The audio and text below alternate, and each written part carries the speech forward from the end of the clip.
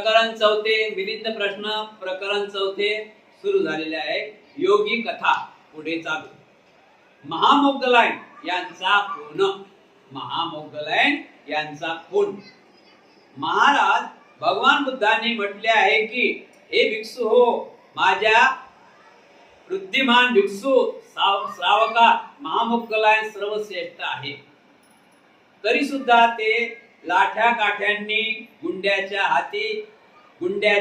हाती सापडून बदळल्यामुळे, डोके फुटून त्यांचा हात चुरळा झाल्यामुळे आणि मांस व रक्त वाहण्या पिसून निघाल्यामुळे निर्वाण पावले. विषय आहे महामोग्गलायन यांचा खून. सारिपुत्त आणि महामोग्गलायन हे जोडी. महामोग्गलायनचा खून कसा झाला, का झाला?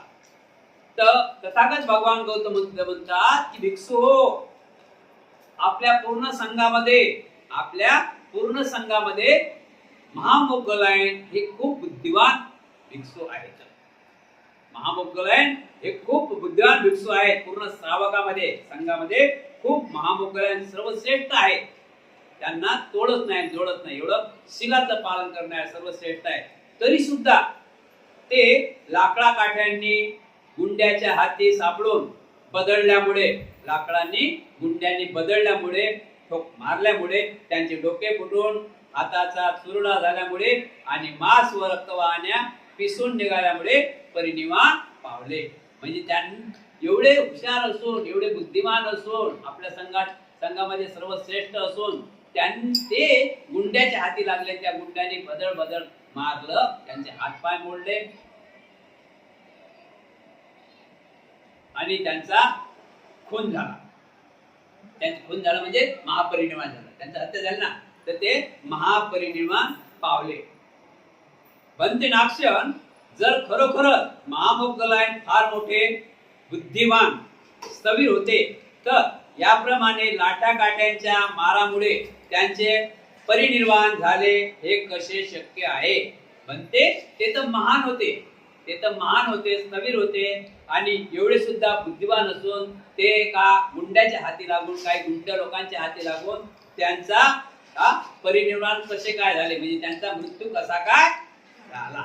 ते तर बुद्धिवान होते, ते तर महान स्थविर होते. त्यांना समजायला पाहिजे होतं ना. आणि समजा लाठ्या काठ्याच्या मारामुळे त्यांचे परिनिर्वाण झाले असेल तर ते फार मोठे बुद्धिमान भिक्षू होते असे म्हणणे शक्य आहे. असे कसे शक्य आहे? त्यांना महास्थविर असं कसं म्हणावं की त्यांनी काठीचा माराने त्या लोकांनी बदल मारले म्हणून त्यांचा मृत्यू झाला, तर असं कसं म्हणता येईल?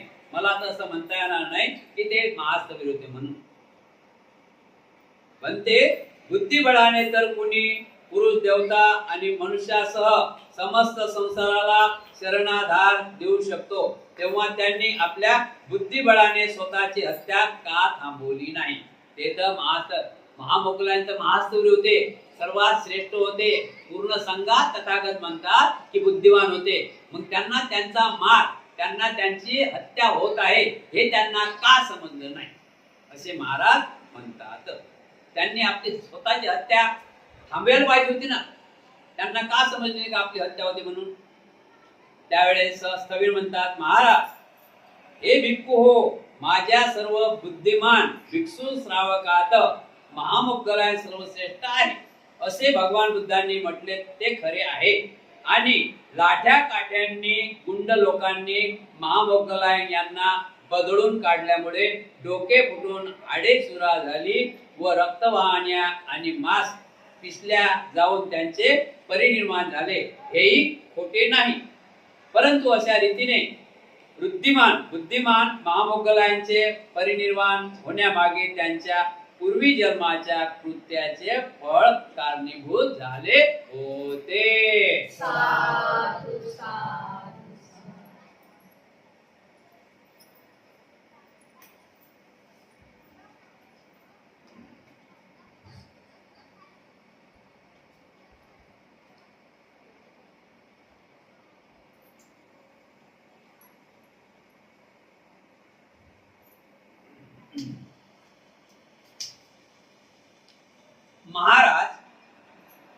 महामोगलायन बुद्धिमान होते, खूप हुशार होते, बुद्धिमान होते, खूप हुशार होते.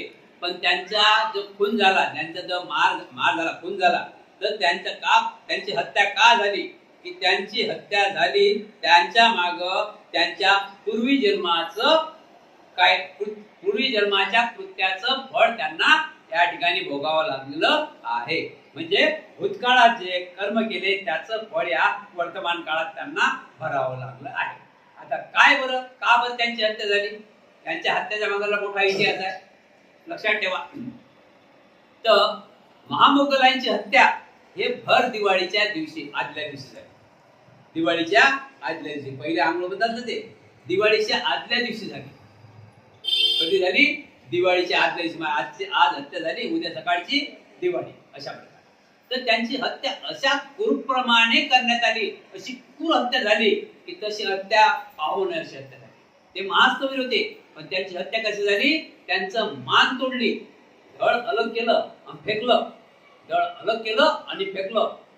तरी ते धड अलग केलं, फेकलं, तरी त्यांनी थोडं असं केलं तर ते धड चिटके, धड डोक्याने चिटकवत होतं बघा.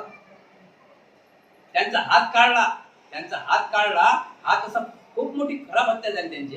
त्यांचा हात काढला, हात असा फेकला मारेकऱ्यांनी, तर त्यांनी असं केलं तर हात चिटके आला, तो हात चिटकून यायचा. एवढी त्यांच्याजवळ रिद्धी सिद्धी होती. काय होती त्यांच्याजवळ? रिद्धी सिद्धी होती. खूप खूप गुणवान होते रिद्धी सिद्धीमध्ये. आणि भगवान गौतम बुद्धांनी त्यांना पहिले सांगितलं होतं, सर्व भिक्खूला सांगितलं होतं, सर्व भिक्खू संघाला सांगितलं होतं की आपला हा धम्म, हा जो तथागताचा धम्म आहे, हा चमत्कारी धम्म नाही. चमत्कार दाखवू नका. चमत्कारी धम्म नाही, यात अजिबात चमत्कार नाही. तुमच्यामध्ये शक्ती आहे, यात काही शंका नाही, कारण की तुमचा त्याग आहे. भिक्खूमध्ये शक्ती आहे, यात काही शंका नाही. काय आहे की भिक्खूचा त्याग आहे, त्यागात शक्ती आहे, तो त्याग आहे. पण तुम्ही रिद्धी सिद्धी करून दाखवू नका, असं बुद्धांनी सांगितलं. काही वेळा सारीपुत्ताला, महामोगलाला सुद्धा सांगितलं होतं की तुम्ही रिद्धी सिद्धी दाखवू नका. त्यामुळे काय की हा धम्माला वेगळं वळण लागेल, धम्माला वेगळं वळण लागेल. हा धम्म विज्ञानवादी आहे, हा धम्म विज्ञानवादी आहे. धम्म चमत्कार आहे, धम्मामध्ये काहीच नाही. दिसते काय चमत्कार? नाही. हा धम्म असा आहे की जो मार्ग तुम्हाला दाखवला, आणि त्या मार्गाने जर तुम्ही सरळ चालले तर तुमच्या जीवनामध्ये कुठल्याच प्रकारे दुखापत होण्याची शक्यता नाही. जर हा धम्म असा आहे, जर तुम्ही हा मार्ग सोडून दुसऱ्या रस्त्याने चालले तर तुम्हाला त्याचा मोबदला तुम्हाला भरूनच द्यावा लागते, बरोबर ना? अशा प्रकारे आता महामोगलांची हत्या दिवाळीच्या अगोदर झाली. आणि ते तर महास्तवीर होते. महास्तवीर म्हणजे त्यांना सर्व दिसत होतं, की उद्या काय होईल. मग महाराज म्हणतात त्यांना सर्व दिसत होतं उद्या काय होईल, तर त्यांना असं का नाही दिसलं की उद्या माझी हत्या होईल म्हणून. ते थांबू शकले असते, ते कोण्या गावी जाऊ शकले असते, ते कोण्या ठिकाणी जाऊन बसले असते, दबले असते. तेवढं माहीत असून सुद्धा ते गेले नाही. कारण याच्या मागे एवढी मोठी एक कहाणी आहे की त्या महामोगलायन भंतेजींनी पूर्वी जन्मामध्ये त्यांच्या आईने त्यांना जन्म दिला, त्या आईचा संपवलं. कोणाला संपवलं?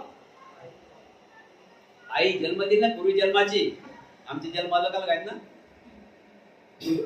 पूर्वी जन्माची आई, ज्या आईने जन्म दिला होता त्या आईला संपवलं होतं. नंतर संगमामध्ये साधू काढ द्या जरा. समजली भाषा, समजली की नाही? त्यांनी जो आईने ज्यांना जन्म दिला होता, आमचे 2 जन्म आहेत, पहिला जन्म अलग आणि हा जन्म अलग आहे, बरोबर आहे की नाही? तर त्यांनी आपल्या स्वतःच्या आईची, जन्म देणाऱ्या आईची हत्या केली होती. आणि नंतर मग त्यांना ते त्यांना कर्म फळ त्यांना या जन्मात भरून द्यावं लागलं, म्हणून त्यांची पण हत्या तशीच झाली. नंतर तेवढ्यावर थांबले नाही ते हत्या करू. हत्यारी लोक तेवढ्यावर थांबले नाही. हत्यारी लोक हत्या कोणी केली? ब्राह्मण समाजाची. कोणी केली हत्या? तेवढ्यावर थांबले नाही ते. मग त्याच्यानंतर काय झालं की त्यांनी एक टकोरी काढली. ते टकोरी काढली आणि त्या टकोरीमध्ये त्यांची स्वतःची चरबी टाकली आणि ते दिवाळीला दिवे जळतात ना, ते दिवे त्यांच्या चरबीचे. दिवे लावतात तुम्ही, दिवे लावतात ते दिवे कोणाच्या चरबीचे आहेत? सारी महामोगलायन भंतीच्या टकोरीमध्ये त्यांची चरबी काढ लावली आणि त्याला वात टाकली आणि ते दिवे पेटवले. हे दिवाळी ते साजरी करतात. कोणाला मारून? भिक्खूला मारून ही दिवाळी साजरी होत असते. म्हणून आपल्यामध्ये सांगितलं दिवाळी साजरी करू नका. कोणाची हत्या झाली त्याची? खूप मोठा महास्तवीर सारीपुत्त आपले महास्तवीर महामोगल यांची हत्या करून त्यांच्या टपोरीमध्ये हे दिवे लावले. हे होय ते दिवाळी. दिवाळी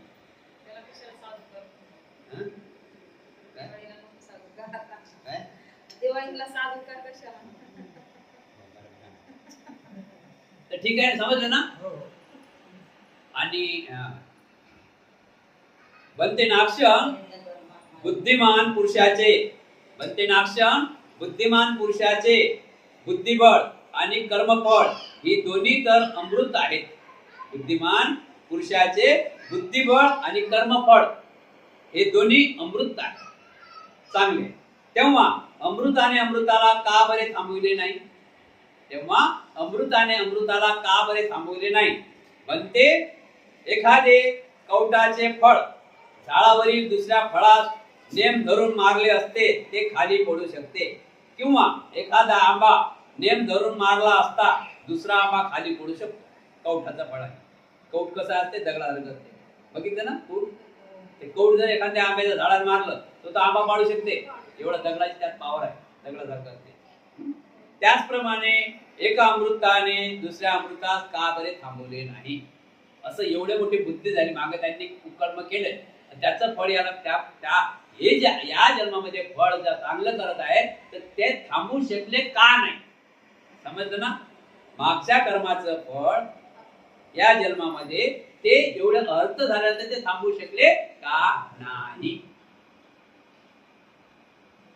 बलवान राजा महाराज अमृत विषयात देखील एकापेक्षा दुसरा अधिक बलवान असतो.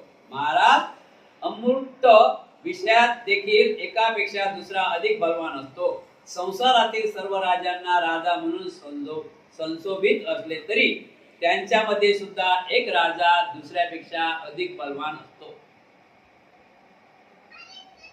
त्यामुळे दुसऱ्या सर्व राजांना त्याचा आज्ञेचे पालन करावे लागते.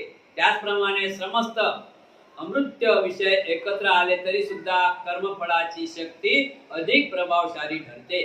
दुसऱ्या शक्तींना अंकित करून त्यापेक्षा वरचढ ठरते. कर्मफळ वरचढ असता दुसऱ्या शक्तीचे त्याच्या पुढे काही चालत नाही. चांगले कर्म केले, तराजू 2 आहे. किती तराजू आहे? एक वजनाचं 100 ग्राम, 200 ग्राम, 500 ग्राम, 100 ग्राम, 200 ग्राम, 500 ग्राम, बरोबर आहे की नाही? एक वजनाचं आहे आणि एक आहे कर्णाचं. कर्ण म्हणजे जे काय आपण घेतो ते, म्हणजे जे काय आपण करतो ते. मग माप तर आहे ना. 100 ग्राम माप कसं आहे माहिती आहे ना? म्हणजे 2 तराजू आहे. ते कसे तराजू आहेत? एक आहे पापाचं आणि एक आहे पुण्याचं. एक आहे कुशल आणि एक आहे अकुशल. जर कुशल कर्म जास्त झाले तर अकुशल कर्म काय करीन? अकुशल कर्म दबून जाईल. आपले पुण्य कर्म जास्त झाले तर पापाचे कर्म दबून जाईल. म्हणजे आपलं एक परीक्षा देतो आपण, तर एक जरी मार्ग असला तरी पास होते की नाही मुलगा? जर एक जर मार्ग नसला तर नापास होते की नाही? मग एक जरी पुण्याचं कर्म वाढलं तर पापाला सर्व धुवून काढते. आणि जर पापाचं कर्म वाढलं, पुण्य नसलं तर तिथं पुण्यच नसलं तर तिथं पाप वाढते. वाढते ना पाप? अशा प्रकारे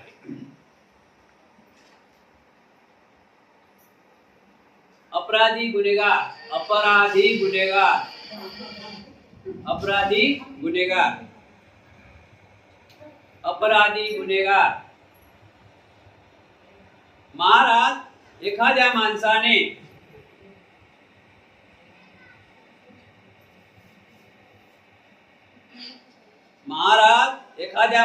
काही अपराध केला असला, महाराज एखाद्या माणसाने काही अपराध केला असला तर त्यापासून त्याचे कुणी रक्षण करू शकत नाही.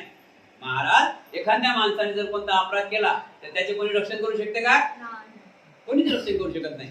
मग ते आई वडील असोत, बहीण भाऊ असोत किंवा दुसरे कोणी नातेवाईक असोत, त्यांचा निकाल केवळ राजाच लावू शकते. त्यांचा निकाल केवळ राजाच लावू शकते. याचे कारण काय? याचे कारण काय? पहिला प्रश्न होता, हे आपण समजून नाही घेतलं, समजून घ्या. पहिला प्रश्न होता बलवान राजा. बलवान राजाची गोष्ट दाखवली. बलवान राजाची गोष्ट दाखवली. तर जसा एक बलवान राजा असते, तर त्याच्याही पुढे राजा असते ना. म्हणजे शेराव सवासेर असतात की नाही? शेराव सवासेर पाप कर्मचा ते शेराव सवासेर असतात ना. शेराव सवासेर असतात. जो राजा आहे तो राजा शेराव सवासेर आहे, तो सर्व राजांना तो आपल्या ताब्यात ठेवून की नाही. अशा प्रकारे पापाचं कर्म दाखवलेलं आहे. पाप वाढलं म्हणजे तोच राज्य करते. आणि कुशल कर्म केले तर कुशल कर्म राज्य करते, अकुशल कर्म केले तर अकुशल कर्म राज्य करते. समजलं ना भाषा? दुसरा नंबर आहे, ज्यानं कोणी अपराध केला आपण बघतो तिथं आई वडील काय म्हणतात? काय असं म्हणतात की माझ्या पोराने अपराध केला, त्याला सोडून द्या, मला न्या.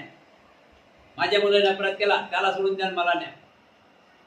माझ्या भावाने अपराध केला, त्याला सोडून द्या, मला न्या जेलमध्ये. असं कोणी म्हणते का? नाही. ज्याच्या कर्माची फळे त्याला भोगावं लागतात. ज्याच्या कर्माची फळे त्याला भोगावं लागतात. तिथं कोणाचंच काही चालत नाही. म्हणजे शासनच जे काय करेल ते पूर्व दिशा. फाशी आहे किंवा फाशी नाही ते शासन ठेवी.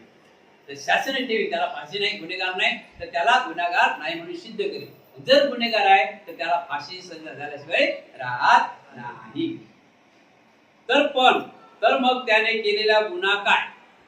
त्याने केलेला गुन्हा काय?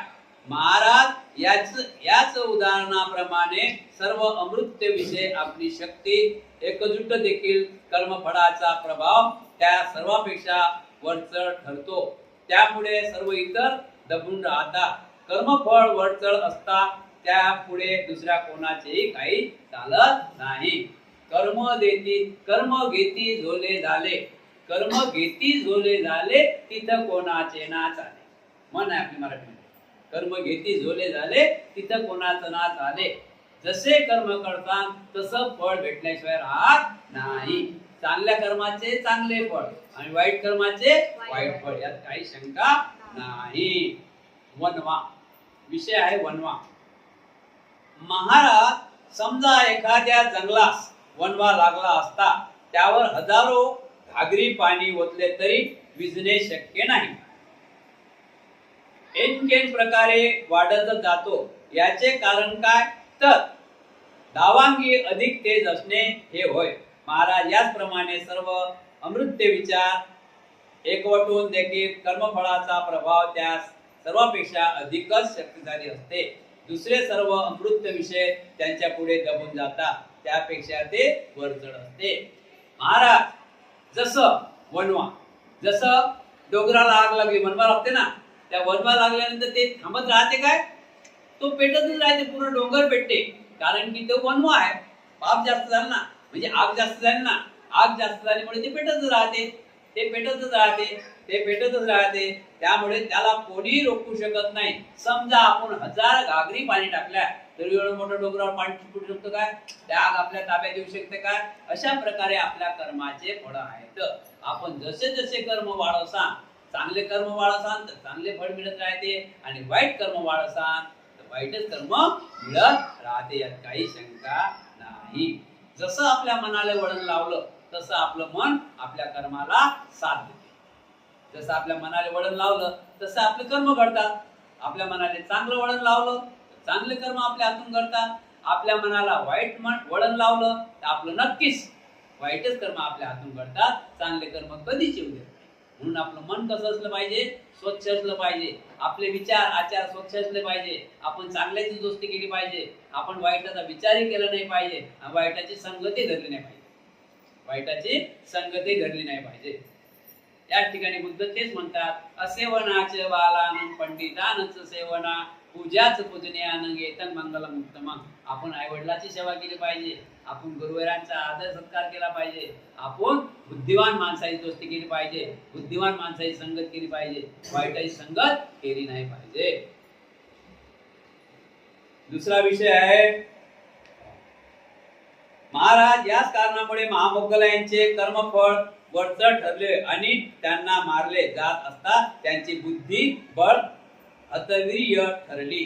महाराज त्यांचे कर्म, त्यांची बुद्धी बळ अतवीर्य ठरली म्हणजे त्यांचं पाप जास्त पापच्या जन्मात झालं होतं, खराब त्या कर्मफळामुळे त्यांची हत्या झालेली आहे.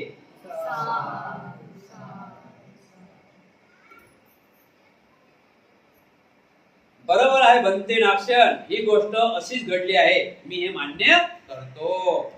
दुसरा विषय आहे,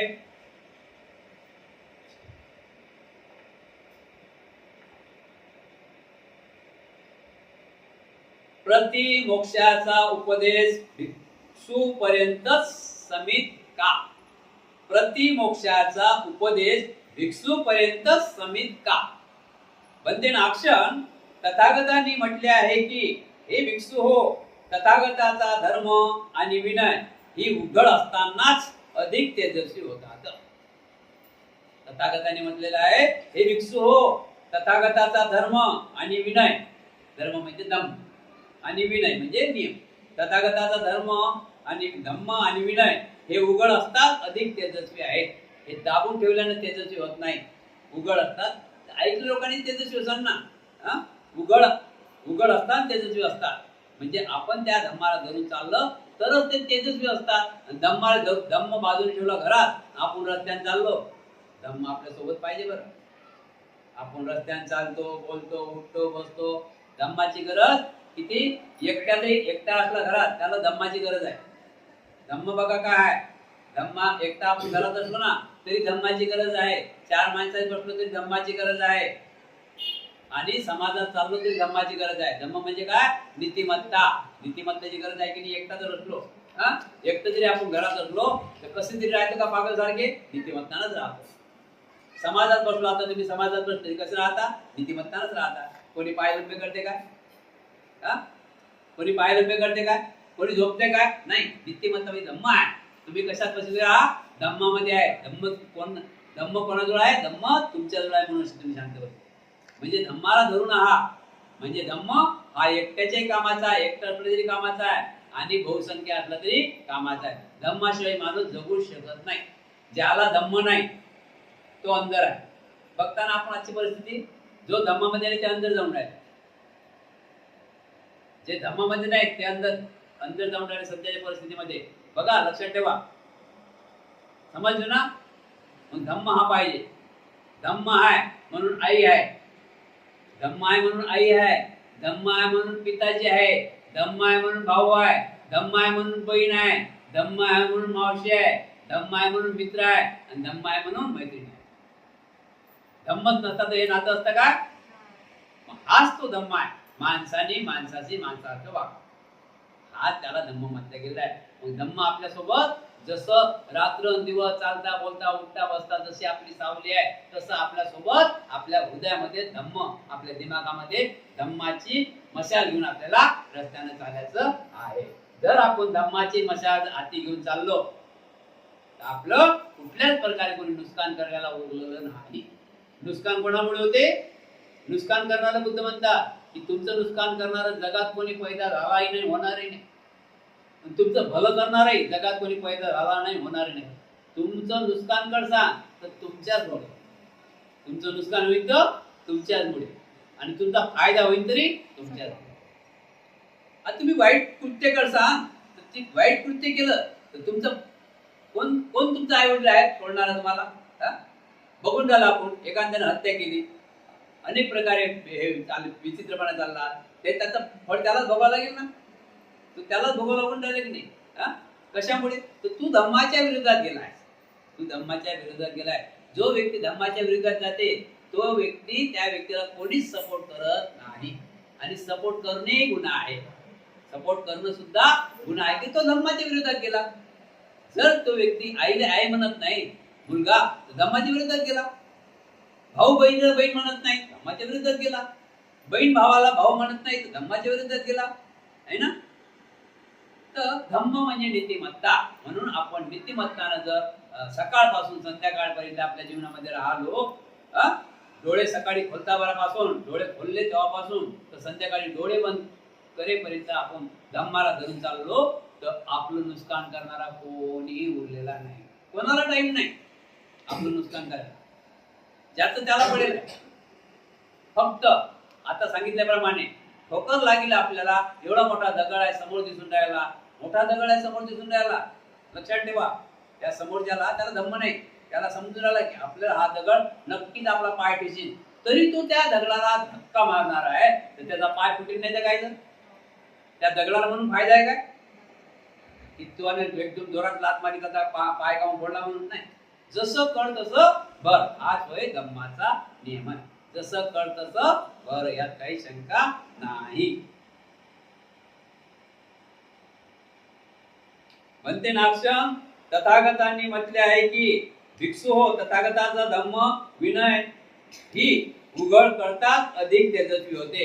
हा भगवान बुद्धाचा धम्म विनय उघडतात तेजस्वी होते. म्हणजे तुम्हाला त्या नियमानं चालले तर त्या धम्माला तुम्ही धरून जाऊ शकता. म्हणजे तुम्हाला चांगला प्रकाश मिळते. विनय नीतिमत्ता हा तुम्हाला चांगला प्रकाश मिळते. लपून ठेवले असता नव्हे. जर तुम्ही धम्म घरी ठेवता, नीतिमत्ता घरी ठेवता आणि तुम्ही मार्केटमध्ये जाता, तर नक्कीच तुम्हाला काहीतरी धोका झाल्याशिवाय राहणार नाही. काहीतरी धोका झाल्याशिवाय राहणार नाही. तरी पण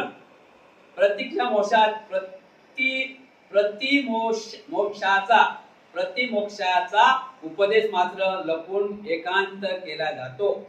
एवढेच नव्हे तर संपूर्ण विनय पिटकच भिक्षू शिवाय सर्व लोकांपासून लपून ठेवले जाते. म्हणते नाक्षम, जर बुद्ध धम्माची उपयुक्तता आणि अनुकूलता याविषयी विचार केला असता विनय प्रतिपादन सर्व लोकांकरिता खुल्ले करून देणे हेच योग्य आहे. ते का तर त्यात केवळ शिकवण, संयमन, आचरण संबंधीचे नियम व शील इत्यादी सद्गुण तसेच पवित्र आचरण या विषयाची शिकवण दिली जाते. ही शिकवण सर्व मान्य होण्यासाठी आहे. धर्म समजण्याकरिता उपयुक्त आणि युक्तीच्या दिशेने येऊन जाणारी आहे. पण ते तथागताचा धम्म आणि विनय हे सर्वांसाठी खुले असतात अधिक तेजस्वी होतात, लपून ठेवल्याने नव्हे. असे जर खरोखरच तथागतांनी भिक्षूंना सांगितले असते तर प्रतिमोक्षाचा उपदेश व विनय पिटक लपून भिक्षूशिवाय इतर लोकांपासून लपून ठेवले जाते हे विधान खोटे ठरते. आणि प्रतिमोक्षाचा उपदेश व विनय पिटक लपून ठेवले जात असेल तर तथागतांनी सांगितले की भिक्षू हो, तथागताचा धर्म आणि विनय सर्वांसाठी खुले असतात अनेक अधिक तेजस्वी होतात, लपून ठेवल्याने नव्हे. हे विधान खोटे ठरते. हे सुद्धा कोडे आहे, तेव्हा आपण याचा खुलासा करून सांगावे. विषय आहे विषय आहे प्रतिमोक्षाचा उपदेश भिक्षूपर्यंत समित आहे काय, उपासकापर्यंत नाही काय. प्रतिमोक्ष म्हणजे स्वतःच रक्षण करणे, स्वतः बुद्धिवान बनणे, स्वतः हुशार बनणे. म्हणजे स्वतः आपलं म्हणतात ना महापरिनिर्वाणाची दशा स्वतः. आणि या अगोदर कैक संत महात्मे हे बुद्धांच्या अगोदर त्यांनी जे तप केलं आहे हे स्वतःसाठी त्यांनी तप केलं आहे, समाजासाठी नाही. स्वतः मला मोक्ष मिळालं पाहिजे, स्वतः मी स्वर्गात गेलो पाहिजे, स्वतः मला हे मिळालं पाहिजे, स्वतः मिळाले पाहिजे. बुद्धांचा धम्म हा स्वतःसाठी नसून दुसऱ्यासाठी जगण्याचा धम्म आहे. म्हणून भिक्खूला सांगितलेलं आहे, भिक्खू लोकांना उद्देशून सांगितलं आहे की भिक्खू हो, तुम्ही हा धम्म लपून ठेवता कामा नाही. हा तुमच्याही कामाचा आहे आणि दुसऱ्याच्याही कामाचा आहे. भिक्खू जर शिकला उपासकाच्या कामाचा आहे. उपासकाला टाइम मिळत नाही, भिक्षूला टाइम आहे. बरोबर आहे ना. म्हणून भिक्षू तुम्हाला शिकवतात ना. तशा प्रकारे भिक्खू भगवान बुद्धा धम्म हा लपून चालणार नाही, हा सर्वांसाठी खुल्ला आहे. सर्वांचं मंगल झालं पाहिजे. का बरे या धम्मामध्ये काय आहे हा धम्मामध्ये काय आहे? या धम्मामध्ये नियमावली आहे. 1.5 घंटे झाले तुम्ही कसे बसले? नियमाने बसले ना. घरात बसलेसे का असे? नियमावली आहे. दुसरी गोष्ट, हा आचरणासंबंधित आहे. आचरणासंबंधित आहे, काय करावं काय नाही करावं.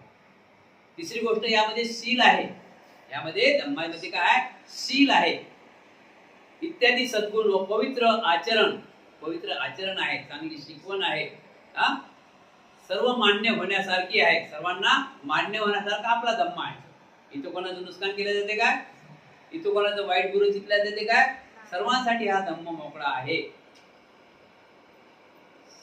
सर्वांना धर्म समजण्याकरिता उपयुक्त, सर्वांना युतीच्या दिशेने म्हणजे चांगल्या दिशेने नेणारा धम्म आहे. हा धम्म वाईट रस्ता दाखवते काय?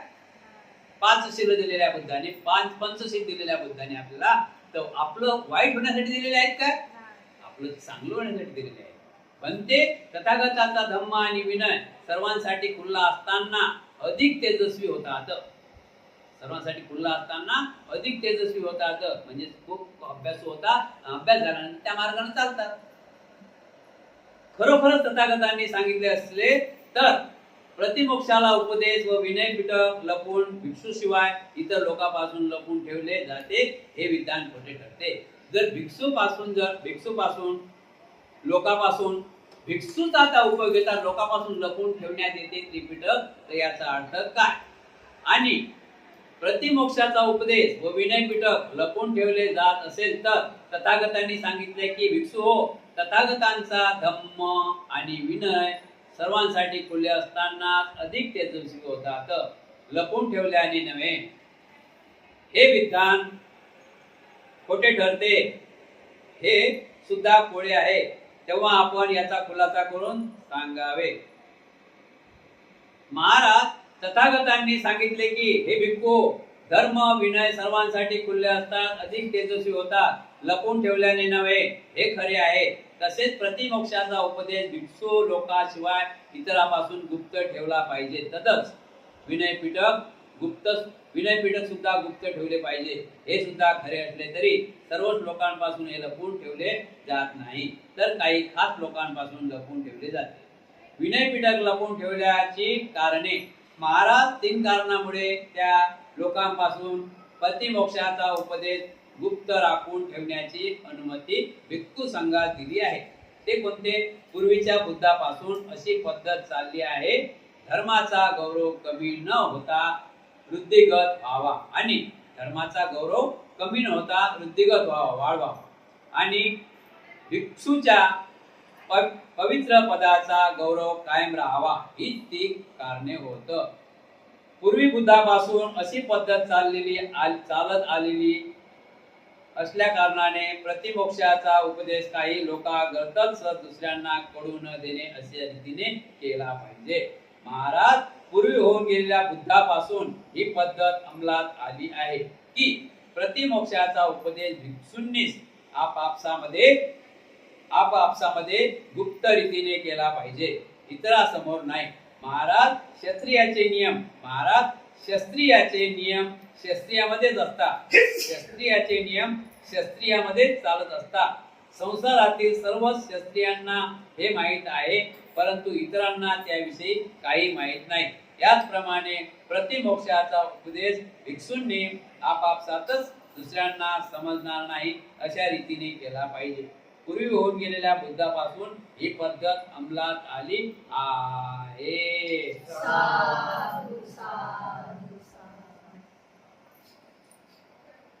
उद्याचा भाग आहे तत्कालीन संप्रदाय. उद्याचा भाग आहे तत्कालीन संप्रदाय.